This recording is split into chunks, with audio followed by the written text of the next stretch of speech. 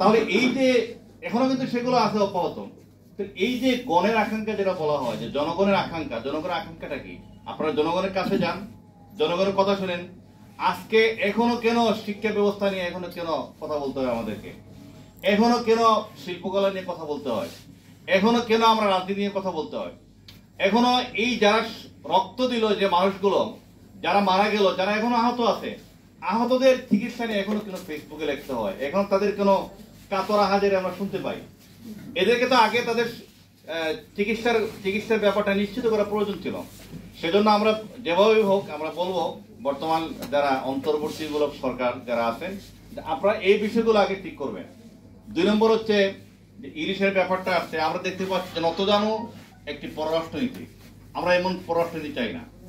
এখানে রাবেন্দ্রিক স্টাইলে কথা বললে ভারতের সাথে পারবেন না। এখানে বলিষ্ঠভাবে কথা বলতে হবে, বলিষ্ঠভাবে নিজের অধিকার আদায় করতে হবে। আমরা সেগুলো দেখতে পাচ্ছি না।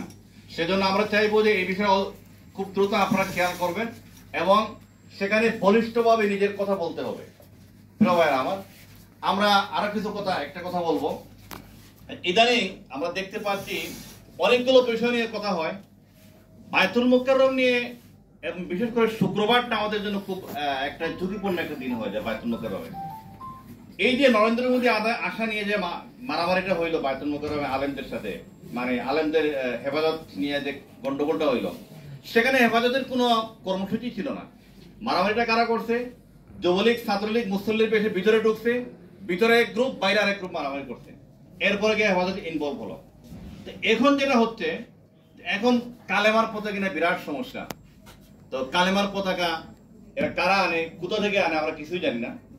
এখন দেখ সারা বিশ্বময় ইন্ডিয়ার তারা প্রচার মাধ্যমে জানাচ্ছে যে এরা আইসিসের সমর্থক।